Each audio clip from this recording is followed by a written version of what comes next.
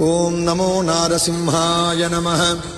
वागीशायस्य वदने लक्ष्मीर्यस्य च वक्षसि यस्यास्ते हृदये संवित्तं नृसिंहमहं भजे। देवताकार्यसिद्ध्यर्थं सभास्तम्भसमुद्भवम् श्रीनृसिंहं महावीरं नमामि ऋणमुक्तये।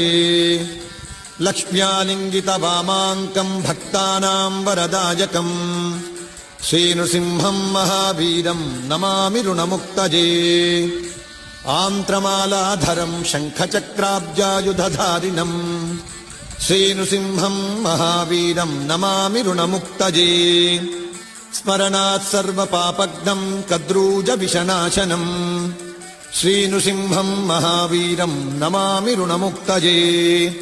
सिंहनादेन महता दिग्विदिग्भजनाशनम् श्रीनृसिंहं महावीरं नमामि ऋणमुक्तये। प्रह्लादवरदश्रीशं दैत्येश्वरविदारणम् श्रीनृसिंहं महावीरं नमामि ऋणमुक्तये।